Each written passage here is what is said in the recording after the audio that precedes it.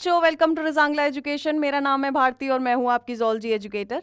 बच्चों, last class में हम लोगों ने कवर करा था क्लोनिंग वेक्टर्स। उससे पहले हम लोग रिस्ट्रिक्शन एंजाइम्स कवर कर चुके हैं।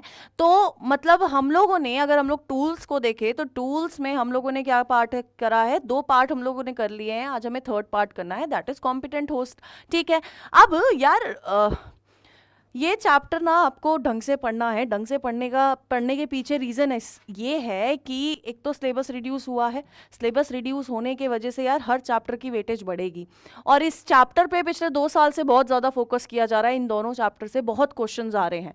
तो अगर नंबर चाहिए तो ये चैप्टर आपको ढंग से पढ़ना पड़ेगा। चैप्टर तो सारे ही ढंग से पढ़ने हैं, बट ये थोड़ा सा ना समझ नहीं आता क्योंकि बहुत वास्ट है। आप लोगों को इसकी डेप्थ में अभी इतना नहीं पढ़ाया जाता, बट पूरी कोशिश करी जा रही है और गारंटी देती हूँ मुझसे पढ़ोगे तो यार हो जाएगा, है ना। बस आपको क्या करना है, ढंग से पढ़ना है। ठीक है, तो ढंग से पढ़ो। और इसी साथ ढंग से पढ़ने के प्रण के साथ हम लोग शुरू करते हैं आज कॉम्पिटेंट होस्ट। कॉम्पिटेंट होस्ट क्या है यार? तुमने ना सब रेडी करके रख लिया है, सब रेडी करके रख लिया है ना। मम्मी ने बोला था कि सब्जी वब्जी काट दो, आके तुम्हारी फेवरेट राजमा बना दूंगी, है ना, प्याज टमाटर काट दो। अब मम्मी ने बोला, मम्मी आके थक गई है, मम्मी का मन नहीं कर रहा, मम्मी बोल रही है तुम बना दो, लेकिन तुम्हें पता है तुमसे नहीं होगा, है ना। तो अब तुम्हें क्या करना है, मम्मी को मनाना है। इसी तरह से हमें कॉम्पिटेंट होस्ट को हमें क्या करना पड़ता है, कॉम्पिटेंट करना पड़ता है, यानी कि उसे मनाना पड़ता है बेसिकली। अब मम्मी के साथ तुम नहीं कर सकते, बट होस्ट के साथ हम लोग क्या कर सकते हैं, अगर ये ढंग से नहीं मान रहा है तो हम लोग कुछ मेथड, कुछ प्रोसेसेस यूज कर सकते हैं जिससे होस्ट क्या करे, मान जाए। ठीक है, जैसे मम्मी के सामने मम्मी प्लीज ऐसे करके रोने लग जाते हो ना, प्लीज बना दो, बहुत मन कर रहा है। तो सेम इसके सामने ऐसा रोना नहीं है। इसके लिए हमारे पास डिफरेंट मेथड्स हैं जिससे हम लोग कॉम्पिटेंसी बढ़ा सकते हैं, होस्ट को कॉम्पिटेंट कर सकते हैं। ठीक है, अब कॉम्पिटेंट बनाने के लिए, है ना, जब सीधी उंगली से घी नहीं निकल रहा तो हमने क्या करा, उंगली को टेढ़ा कर लिया। तो अब हम लोगों ने यहां पर क्या करा है, कुछ मेथड्स यूज करे हैं फॉर कॉम्पिटेंट होस्ट। मेथड्स क्या है, एक बार वो देख लेते हैं। हम लोग यहां पर पढ़ने वाले हैं बच्चों बेसिकली कुछ मेथड जो क्या कर रहा है, कॉम्पिटेंसी इंक्रीज कर रहा है, जो क्या कर रहा है, कॉम्पिटेंसी को इंक्रीज कर रहा है। ठीक है, क्लियर है। तो पहला जो मेथड हम लोग पढ़ेंगे that is heat shock method.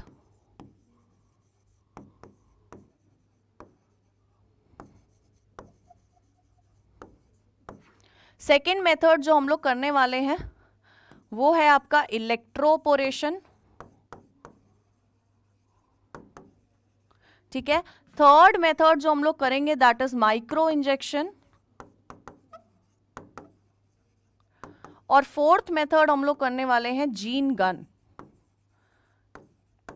अब ये जो जीन गन है यार, इसको हम लोग प्यार से एक दूसरा नाम भी हम लोग इसको देते हैं, और वो नाम है आपका बायोलिस्टिक गन। ठीक है, तो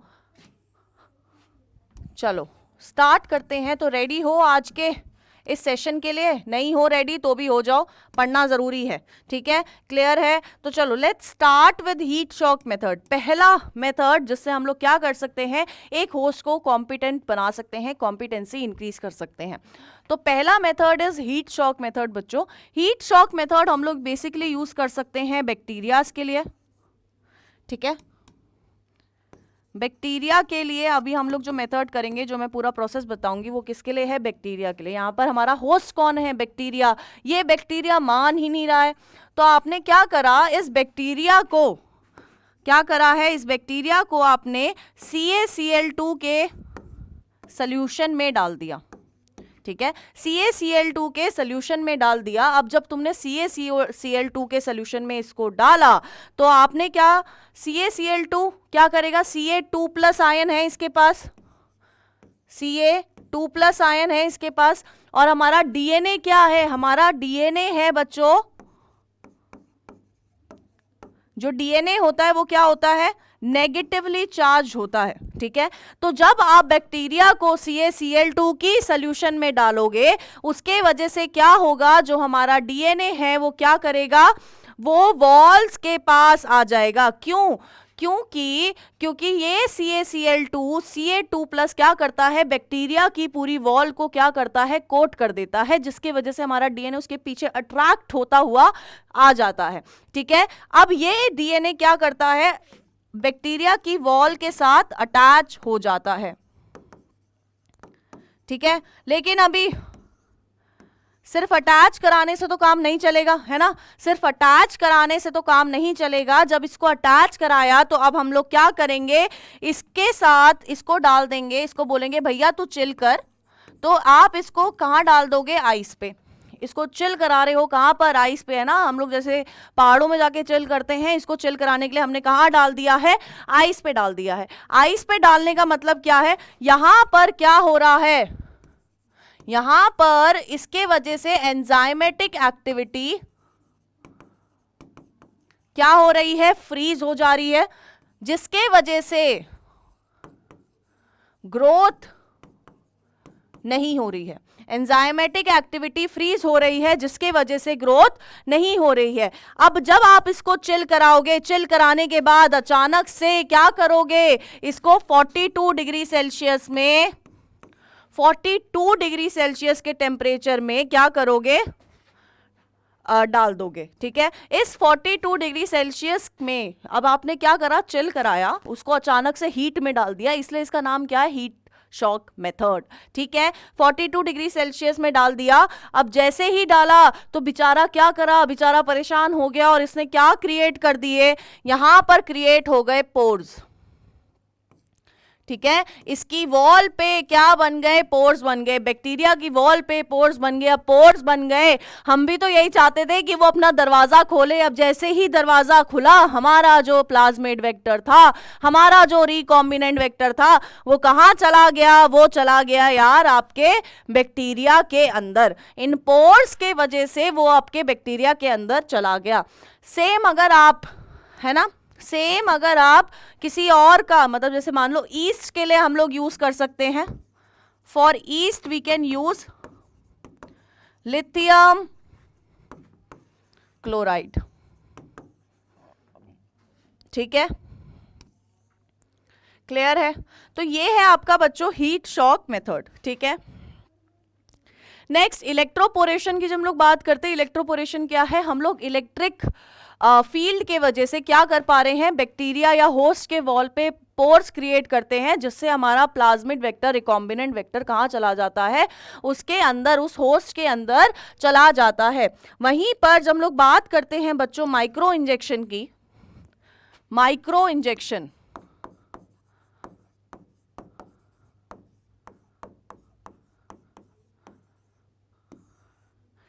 माइक्रो इंजेक्शन में क्या हो रहा है बच्चों, माइक्रो इंजेक्शन में हम लोग क्या करते हैं, हम लोग को कुछ ज़्यादा मेहनत की ज़रूरत नहीं है। हम लोग क्या करते हैं, हम लोग डीएनए को, फॉरेन डीएनए को डायरेक्टली न्यूक्लियस में डाल देते हैं ऑफ द होस्ट। ठीक है, हम लोग यहाँ पर क्या कर रहे हैं, हम लोग यहाँ पर inject sorry foreign DNA directly into the nucleus of the host, है ना। ज्यादा कुछ करने की जरूरत नहीं पड़ी। हमने क्या बोला, हमने बोला मुंह बंद कर, हमने क्या करा, बिना वो उसके क्या करते हैं, सीधे क्या करा, उसके होस्ट के न्यूक्लियस में हमने क्या डाल दिया, अपना फॉरेन डीएनए डाल दिया। ठीक है, ठीक है, क्लियर है। वहीं पर जब हम लोग बात करते हैं बच्चों, नेक्स्ट मेथड जो हमारा है that is gene gun. Gene gun, इसको हम लोग क्या बोलते हैं, और बायोलिस्टिक गन भी बोलते हैं।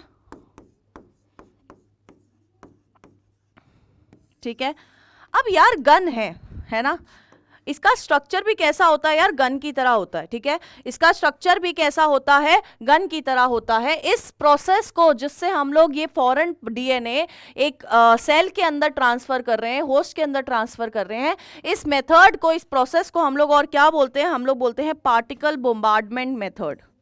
क्या है ये, पार्टिकल बोmbardment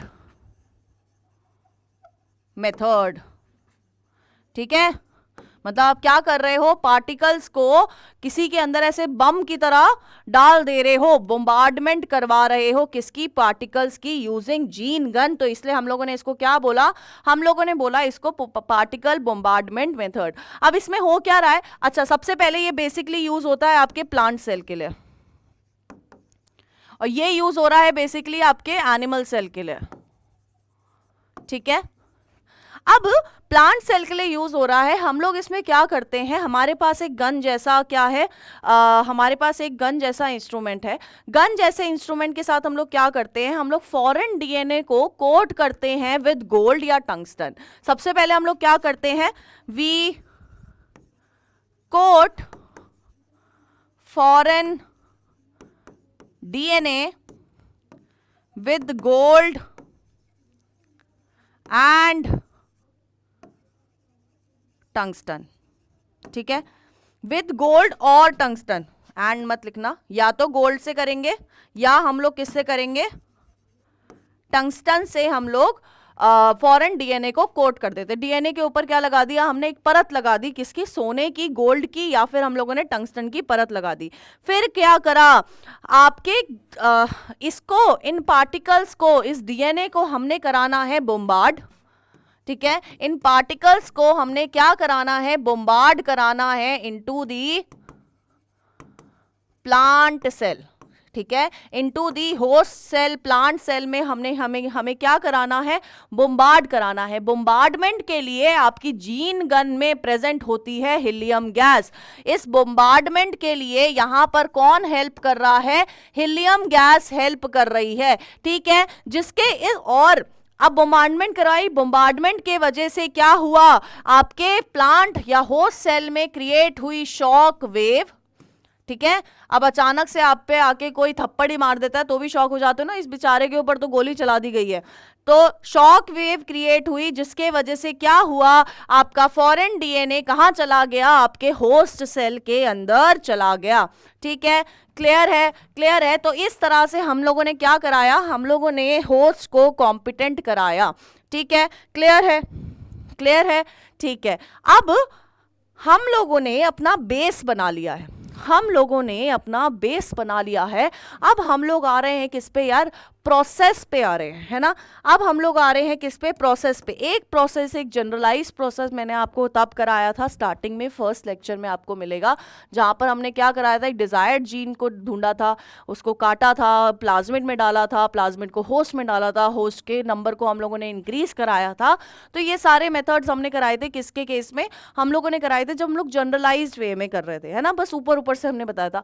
अब वो सब कैसे कैसे हो रहा है, कौन कौन से प्रोसेस यूज हो रहे हैं, वो हम लोग आज स्टार्ट करने वाले हैं। तो लेट्स स्टार्ट विद प्रोसेसेस।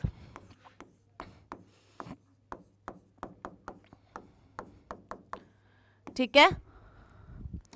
अब बच्चों जब हम लोग प्रोसेसेस के बारे में बात करते हैं, सबसे पहला प्रोसेस क्या होगा, सबसे पहला स्टेप क्या होना चाहिए, सबसे पहला स्टेप यार हमें क्या करना है, डीएनए को आइसोलेट करना है, जिससे हम लोगों ने क्या लेना है, डिजायर्ड जीन लेनी है, डिजायर्ड फ्रेगमेंट ऑफ डीएनए लेना है। हमें सबसे पहले उस डीएनए को निकालना पड़ेगा, ठीक है। लेकिन यार डीएनए को निकालने से पहले एक सेल मान लो यार एनिमल सेल है, प्लांट सेल है, प्लांट सेल के ऊपर पहले सेलुलोज है, सेल मेम्ब्रेन है, अंदर इतनी सारी ऑर्गेनेली है, इतने सारी मतलब प्रोटीन है वहां पर, डीएनए है वहां पर। हमें मतलब किससे है, हमें मतलब सिर्फ डीएनए से है, बाकी सबको हटाना पड़ेगा अपने रास्ते से, है ना। बाकी सबको हमें क्या करना पड़ेगा, अपने रास्ते से हटाना पड़ेगा। तो जो पहला स्टेप हम लोग करने वाले हैं, पहला स्टेप हम लोग करने वाले हैं, that is isolation of DNA. हमें क्या करना है, सबसे पहले अपने डीएनए को आइसोलेट करना है, ठीक है। Isolation of DNA. अब ये आइसोलेशन कैसे हो रही है, देखो हमारे पास ऐसे बहुत सारे एंजाइम हैं जो इन सब चीज़ों को, जो हमारे पास एक्स्ट्रा चीज़ें हैं उनको डिग्रेड करने में हेल्प करते हैं, ठीक है। तो यहाँ पर भी हम उन एंजाइम्स की क्या लेंगे, थोड़ी सी हेल्प लेंगे, और हेल्प के वजह से हम लोग के पास क्या आ जाएगा, डीएनए आएगा। तो क्या क्या है तो देख लेते हैं। तो सबसे पहले हमें क्या यूज करना है, we have to use enzymes which can degrade everything, which can degrade everything except DNA। DNA के अलावा हमें सब कुछ डिग्रेड करने के लिए हमें क्या जरूरत पड़ेगी? एंजाइम्स की। तो थोड़े से उन एंजाइम्स की बात कर लेते हैं। फॉर एग्जांपल प्लांट सेल है तो हमें क्या हटाना है? हमें सेल वॉल हटानी है। सेल वॉल किसकी बनी हुई है? सेलुलोज की बनी हुई है। तो सेलुलोज को डिग्रेड करने के लिए हमारे पास क्या होना चाहिए? We should have cellulase. ये सेलुलेज किसको डिग्रेड करेगा? सेलुलोज को। यानी कि सेल वॉल तो गई, सेल वॉल तो गई, ठीक है। अब यार जब हम लोग असल में आइसोलेशन ऑफ डीएनए कर रहे होते हैं ना, मतलब हमने किया है तो हम लोग क्या करते हैं, अगर प्लांट का डिग्रेड कर रहे हैं तो हम लोग क्या लेते हैं? मोटार और पेस्टल लेते हैं, ऐसे घोटने वाले, मतलब आप वो समझ लो ओखली है ना, बायोटेक की ओखली। तो उसमें क्या करते हैं हम लोग? प्लांट को डालते हैं, मतलब उसकी एक लीफ डालते हैं, लीफ के ऊपर हम लोग डालते हैं लिक्विड नाइट्रोजन, है ना, वो जो फ्यूम्स निकल के आती है ना, ठंडी ठंडी जो आती है, वो हम लोग इस पे डालते हैं। अब जब इस पे डालेंगे पत्ता क्या होता है? कड़क हो जाता है, एकदम कड़क, एकदम कड़क, एकदम चाय की तरह कड़क, मतलब ऐसा नहीं बट कड़क हो जाता है। फिर हम लोग उसको क्या करते हैं? पीसते हैं, पीसिंग एंड पीसिंग एंड पीसिंग एंड पीसिंग। तो उस पीसने का रीजन ये क्या है? वो एक तरह का क्या है? एक स्टेप है जिससे हम लोग मैकेनिकल डिग्रेडेशन कर रहे हैं, ठीक है, ताकि एंजाइम को थोड़ा सा हेल्प हो जाए। हमने क्या करा? मैकेनिकल डिग्रेडेशन कर ली। इसके अलावा ना हम लोग सोनिक वेव्स, साउंड वेव्स, इन सबका भी यूज कर सकते हैं फॉर डिग्रेडेशन, और एक केमिकल मेथड तो है ही अपने पास, है ना, ठीक है। इसके अलावा लाइसोजाइम हो गया, एक एंजाइम जो पूरे बैक्टीरिया को ही क्या करेगा? डिग्रेड कर सकता है। पूरे बैक्टीरिया को क्या कर सकता है? डिग्रेड कर सकता है। अब अगर हम लोग फंजाई की बात कर रहे हैं तो हम लोग यूज कर सकते हैं काइटिनेज। किसकी? सेल वॉल ऑफ फंजाई किससे बनी हुई है? काइटिन से बनी हुई है ना, तो काइटिनेज किसके लिए यूज कर सकते हैं? फंजाई के लिए। इसके अलावा हमारे पास सेल के अंदर क्या है? लिपिड है, तो लिपिड के लिए हम लोग यूज कर सकते हैं लाइपेज। लाइपेज किसके लिए यूज कर सकते हैं? लिपिड के लिए। प्रोटीएज यूज होता है टू डिग्रेड प्रोटीन, ठीक है। आरएनएज यूज होता है टू डिग्रेड आरएनए। अब यार देखो, क्या तुम यहां पर इस प्रोसेस में आप लोग डीएनएज यूज करोगे या नहीं करोगे? जल्दी बताओ, क्या आप इस प्रोसेस में डीएनएज यूज करोगे या नहीं करोगे? नहीं करना है। कौन बोल रहा है करना है? नहीं करना है। अगर करोगे तो डीएनए भी डिग्रेड हो जाएगा, वो तो चाहिए ना तुम्हें काम करने के लिए आगे। तो हमने क्या करा? आरएनए भी डिग्रेड करा। इसके अलावा एसडीएस। अब एसडीएस क्या चीज है? क्या बवाल है? एसडीएस है बच्चों सोडियम डो डिसाइल सल्फेट। इसका ना एक पूरा मेथड होता है जिसको हम लोग बोलते हैं एसडीएस पेज, ठीक है, आगे करने को मिलेगा। तो ये क्या है? This is sodium dodecyl sulphate. ये किसको तोड़ने के काम आता है? किसको डिग्रेड कर रहा है? ये डिग्रेड करता है यार हमारी लिपिड मेम्ब्रेन को, ठीक है। अब जब तुमने सब कुछ डिग्रेड कर दिया तो तुम्हारे पास क्या बचा? अब तुम्हारे पास बचा है ओनली डीएनए, ओनली डीएनए। अब यार वो डीएनए को निकालना है, डीएनए को क्या करना है? एक्सट्रैक्ट करना है। एक्सट्रैक्शन के लिए हम लोग अब उस सॉल्यूशन में क्या डालते हैं? हम लोग डालते हैं चिल्ड इथेनॉल, ठीक है, जिसके वजह से क्या होती है? प्रेसिपिटेशन हो जाती है ऑफ डीएनए। प्रेसिपिटेशन होने के बाद हम क्या कर लेते हैं? एक्सट्रैक्शन कर लेते हैं उस डीएनए की, ठीक है। और इसी मेथड को हम लोग क्या बोलते हैं? इस मेथड को बच्चों हम लोग बोलते हैं स्पूलिंग, ठीक है। क्या बोलते हैं? स्पूलिंग बोलते हैं, ठीक है। अब यार अगर आपके पास समय हो, थोड़ा समय हो, तो YouTube पे जाके देख सकते हो, बड़ा सुंदर दिखता है डीएनए। एक वाइट कलर की थ्रेड्स निकल के आती हैं टेस्ट ट्यूब में, हम लोग करते हैं, सारी परफॉर्म करते हैं जब डीएनए एक्सट्रैक्ट कर रहे होते हैं। तो वाइट कलर की थ्रेड्स ऐसे गोल गोल घूमती हुई आती है, बहुत सुंदर लगती है, बहुत ज़्यादा प्रिटी लगती है। तो उसको अब हम लोगों ने क्या कर लिया? प्रेसिपिटेट करके हम लोगों ने उसे निकाल लिया है, एक्सट्रैक्ट कर लिया है, ठीक है, क्लियर है। अभी हमने कर लिया है आइसोलेशन ऑफ डीएनए, ठीक है।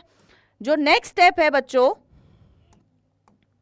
नेक्स्ट स्टेप, अब आइसोलेशन ऑफ डीएनए कर लिया है, क्या हमें पूरा डीएनए से मतलब है?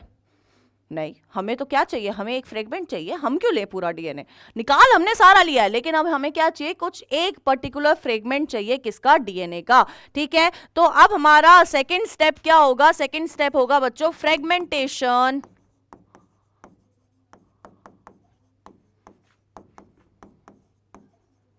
Of DNA. क्या होगा, फ्रेगमेंटेशन ऑफ डीएनए। फ्रेगमेंटेशन किससे करोगे, किससे काटोगे, अभी बताया था ना, molecular scissor, restriction enzyme, restriction endonucleases से हम लोग क्या करते हैं, इस डीएनए को फ्रेगमेंटेड करेंगे, फ्रेगमेंट्स बनाएंगे, किसकी, डीएनए की। ठीक है, तो यहां पर क्या हो गया, यहां पर we cut down the DNA using restriction endonucleases into different fragments, और इन फ्रेगमेंट्स के बाद इस फ्रेगमेंटेशन के बाद हमारे पास क्या है, हमारे पास आ जाता है डिजायरेबल जीन। ठीक है, क्या आ गया है, डिजायरेबल जीन हमें मिल गया है। ठीक है, अब रिस्ट्रिक्शन एंजाइम कैसे काम करते हैं आपको पता है, वो जाएंगे, वो ऐसे करके इंस्पेक्ट करेंगे अपना रिस्ट्रिक्शन साइट, अपना रिकॉग्निशन साइट जो कि पैलिंड्रोमिक होना चाहिए, वो ढूंढेंगे, उनको मिल जाएगा तो वहां से क्या कर देंगे, काट देंगे। ठीक है, अब हमें क्या मिल गया है, रिस्ट्रिक्शन, अब हमें डिजायरेबल जीन मिल गया है। अब फॉर एग्जाम्पल अगर हम देखें, मान लो ये क्या था, हमारा डीएनए था पूरा। ठीक है, हमने क्या करा, हमने क्या किया इस डीएनए के साथ, इसको हम लोगों ने फ्रेगमेंट्स में काट दिया। फ्रेगमेंट्स में काटने के बाद हमें क्या पता था, हमारे पास ए आया, 1 आया, सेकेंड फ्रेगमेंट और थर्ड फ्रेगमेंट, हमने क्या करा, लेबल कर दिया। हमें सिर्फ इस फ्रेगमेंट का अब क्या पता है, साइज पता है, हमें सिर्फ इस फ्रेगमेंट का साइज पता है। ठीक है, साइज पता है हमें इस फ्रेगमेंट का, रुक जाओ, फिर साइज पता है, साइज लिखना है तो हम इसको ABCD मार्क कर देते हैं। ABCD हमें फ्रेगमेंट्स पता है, हमने लेबल कर दिया है, और हमें क्या पता है, इनका साइज पता है। इसका साइज मान लो 1 है, इसका साइज 2 है, इसका 3 है, और हमें ये पता है कि जो हमारी डिजायरेबल जीन है उसका साइज क्या है, हमारी डिजायरेबल जीन का साइज है 2। अब जब हमें साइज पता है, बट क्या आप अपनी इन नेकेड आईज से, इन अच्छी सुंदर सुंदर प्यारी प्यारी आंखों से पता लगा लोगे कि साइज, मतलब देख के पता लगा लोगे? नहीं पता लगेगा यार, ऐसे कैसे पता लग जाएगा, बिल्कुल नहीं पता लगेगा। तो पता लगाने के लिए हम लोग थर्ड प्रोसेस करते हैं जिसका नाम है एगेरोस जेल इलेक्ट्रोफोरेसिस। क्या प्रोड्यूस करते हैं हम लोग, थर्ड प्रोसेस कौन सा है, थर्ड प्रोसेस है बच्चों आपका एगेरोस जेल इलेक्ट्रोफोरेसिस।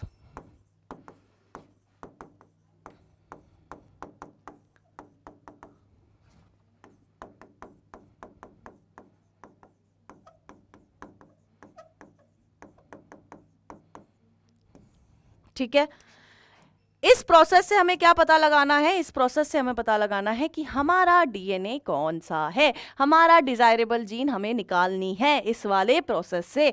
तो इसको निकालने के लिए हम लोग क्या करते हैं, ये क्या है, एग्रोस क्या है, बेसिकली ये क्या है, दिस इज अ मॉलिक्यूलर सीव, छलनी नहीं होती, तो ये भी क्या है, ये एक्ट करती है एज मॉलिक्यूलर सीव। मॉलिक्यूलर सीव यानी कि इसमें क्या है, पोर्स प्रेजेंट होंगे।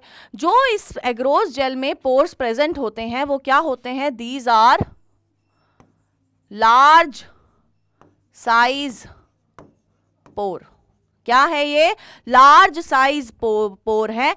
और यहां पर हमें क्या मिल रहा है, ये किस लिए यूज कर रहे हैं हम लोग, ताकि हम लोग सेपरेट कर सके अलग अलग डीएनए के फ्रेगमेंट्स को। ये हम लोग क्यों यूज कर रहे हैं, ताकि हम लोग सेपरेट कर पाए लार्ज डीएनए मॉलिक्यूल्स को, डीएनए फ्रेगमेंट्स को हम लोग क्या कर पाए, सेपरेट कर पाए। ठीक है, अब जब हम लोग इलेक्ट्रोफोरेसिस का बेसिक प्रिंसिपल देखते हैं, तो बेसिक प्रिंसिपल क्या है? बेसिक प्रिंसिपल है बच्चों, हम लोग डीएनए के साइज से, है ना, डीएनए के साइज, शेप और आपके क्या कहते हैं, चार्ज के बेसिस पे इनको क्या करते हैं, सेपरेट करते हैं। ठीक है, क्या करते हैं, सेपरेट करते हैं on the basis of size, shape and charge. ठीक है, क्लियर है? ठीक है, अब हम लोगों ने ये देख लिया है कि इसका प्रिंसिपल क्या था। प्रिंसिपल फिर से बता देती हूँ। प्रिंसिपल क्या है यार, हम लोग डीएनए फ्रेगमेंट्स को उनके चार्ज, उनके साइज, उनके शेप के बेसिस पे, चार्ज तो सॉरी सेम रहेगा, बट हैवी साइज, शेप के बेसिस पे हम लोग क्या करते हैं, अलग अलग करते हैं। अब इन एक्चुअल इसके अंदर हो क्या रहा है, थोड़ा सा वो देख लेते हैं। जेल इलेक्ट्रोफोरेसिस में हो क्या रहा है वो देख लेते हैं। तो बेसिकली होता क्या है, हमारे पास क्या होता है, एक प्लेट होती है जिसमें हम लोग क्या डालते हैं, आपका एग्रोस जेल डालते हैं। ठीक है, एक प्लेट होती है, अभी रुक जाओ बनाती हूं मैं। ठीक है, ये क्या है, ये एक प्लेट है जिसके अंदर हम लोग क्या डालते हैं, एग्रोस जेल डालते हैं। एग्रोस जेल क्या है, थोड़ा स्लाइमी सा लिक्विड होता है। इसके अंदर हम लोग क्या डालते हैं, फिर इसके अंदर हम लोग ना कोम्ब की हेल्प से क्या बनाते हैं, वेल्स बनाते हैं, गड्ढे बनाते हैं। वेल्स यानी कि गड्ढे बनाते हैं। ठीक है, एक ये,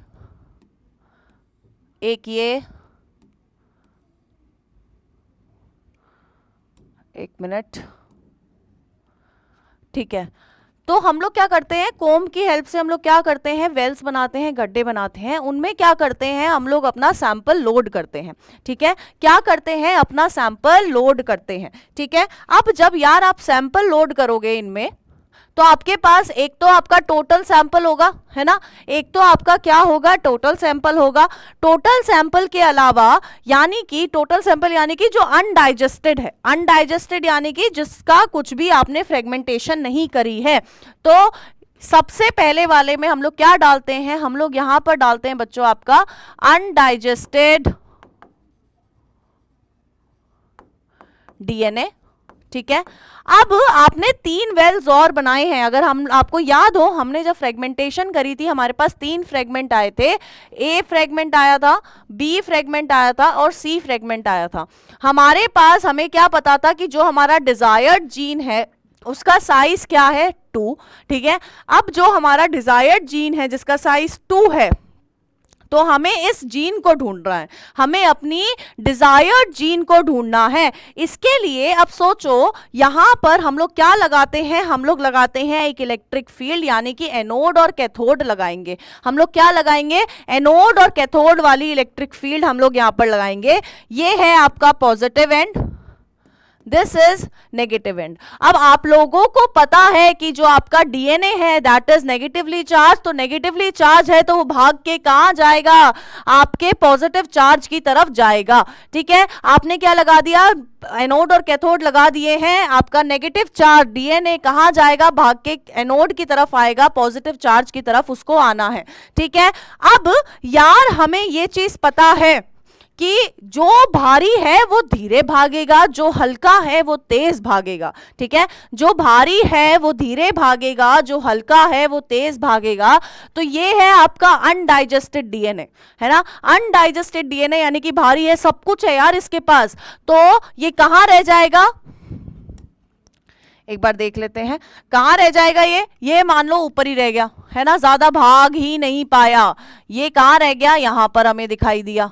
ठीक है, फिर आपका ए का साइज कितना था, पीछे देखें, ए का साइज था यार 1, तो 1 था, यानी कि सबसे हल्का डीएनए कौन सा है, सबसे हल्का सैंपल कौन सा है, आपका ए। तो ए भाग के कहां आ जाएगा, यहां नीचे आ जाएगा। ठीक है, फिर आपका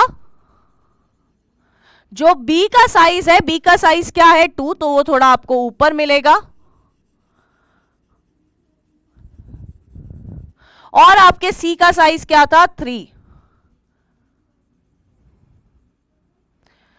ठीक है, तो वो आपको कहाँ मिलेगा, उससे थोड़ा ऊपर मिलेगा ना, साइज के हिसाब से। ये इतना ही भाग पाया, ये इतना भाग पाया और ये इतना भाग पाया। यहां पर हमें क्या पता चल रहा है, साइज पता चल रहा है 1 2 3, ठीक है, 4 5 6 7 8 9, ऐसे करके हमें यहां से साइज पता लग गया। अब आपको पता लग गया कि ये वाले फ्रेगमेंट की तलाश में थे आप, ठीक है, अब आपको पता लग गया कि इस वाले फ्रेगमेंट की तलाश में थे आप। तो अब आपकी तलाश खत्म हुई है, लेकिन अभी भी क्या है, एक लफड़ा है। कुछ आपको क्या करना है, जब हम लोग ये सैंपल लोड करते हैं यार, जब हम लोग ये सैंपल लोड करते हैं तो होता क्या है, हमें ये नेकेड आई के थ्रू तो नहीं दिखेगा, ठीक है, हमें ये नेकेड आई के थ्रू तो नहीं दिखेगा। तो हम लोग यहां पर क्या डालते हैं, हम लोग इसमें इसको करते हैं स्टेन।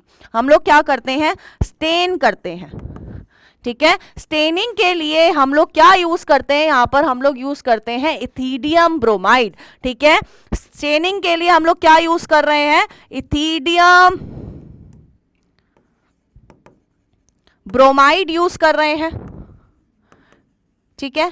अब स्टेन तो कर दिया, अभी भी नहीं दिख रहा है, दिखेगा कैसे, जब आप इसके ऊपर क्या डालोगे, स्टेन्ड फ्रेगमेंट के ऊपर क्या डालोगे, आप यूवी लाइट डालोगे। तो इथिडियम ब्रोमाइड के ऊपर आपने क्या डाली, यहां पर स्टेन्ड के ऊपर, स्टेन पूरे फ्रेगमेंट के ऊपर आपने डाली यूवी लाइट। और यूवी लाइट के डालने के बाद ही अब आपको क्या हुआ, डीएनए विजिबल हो गया। इसके बाद क्या हुआ, डीएनए गेट्स विजिबल, ठीक है। अब आपको क्या दिख गया है, डीएनए दिख गया है। अब आपको क्या करना है, आपको उस डीएनए को इससे क्या करना है, बाहर निकालना है। तो जब आप डिजायर्ड डीएनए फ्रेगमेंट को बाहर निकाल रहे हो, उस प्रोसेस को हम लोग बोलते हैं इल्यूशन। तो अब हमने क्या करा, अब हमने क्या करा है, we take out desired fragment, और इसी प्रोसेस को क्या बोलते हैं, इस प्रोसेस को बोला जाता है बच्चों इल्यूशन, ठीक है। अब हमने क्या करा है, क्या करा है, अब हमने डीएनए को, डिजायर्ड डीएनए को क्या करा है, बाहर निकाला है with the process of evolution. Evolution करा है, डीएनए को बाहर निकाल लिया है। अब क्या होगा, अब यार बड़ा सिंपल सा प्रोसेस है। अब आपको डिजायर्ड डीएनए मिल गया है, आपके पास बस खड़ी हुई है। अब आप क्या करोगे, उस डिजायर्ड डीएनए को, उस डिजायर्ड फ्रेगमेंट को उस बस में बैठाओगे। यानी कि अब हमने क्या करना है, अब हमें इस डिजायर्ड जीन को और आपके प्लाज्मिड वेक्टर को तोड़ना है। तोड़ना है, जोड़ना है, तोड़ना नहीं है, जोड़ना है, ठीक है। तो अब हम लोग क्या करेंगे, नेक्स्ट स्टेप क्या है, डिजायर्ड जीन को हमने क्या करा, वेक्टर में डाला। वेक्टर हमने काट के रख लिया था with the same molecular scissor जो हम लोगों ने फ्रेगमेंट काटने के लिए यूज करी थी। अब जब ये डाला, ये चिपकाया किससे, कौन सा एंजाइम था जो मॉलिक्यूलर ग्लू की तरह काम कर रहा था, एंजाइम था बच्चों लाइगेज, ठीक है। तो इस तरह क्या हुआ बच्चों, इस तरह आपको मिल गया आपका रिकॉम्बिनेंट वेक्टर, ठीक है। अब नेक्स्ट क्लास में हम लोग क्या करेंगे, सिर्फ एक से काम नहीं चलेगा, बहुत सारा हमें अगर काम करना है तो हमारे पास ये रिकॉम्बिनेंट वेक्टर नंबर्स में, बहुत ज्यादा नंबर्स में होना चाहिए। तो हम लोग वो कैसे हो रहा है, और उसके बाद हम लोग स्टार्ट करेंगे वहीं पर बायो प्रोसेस इंजीनियरिंग के प्रोसेस, यानी कि down stream processing, bio reactors के बारे में हम लोग नेक्स्ट क्लास में पढ़ने वाले हैं। तो तब तक यार ये पढ़ लेना, यहां तक क्लियर होगा तभी आगे समझ आएगा, वरना सब गायब, ठीक है। तो बच्चों मिलते हैं नेक्स्ट क्लास में और पढ़ते रहो।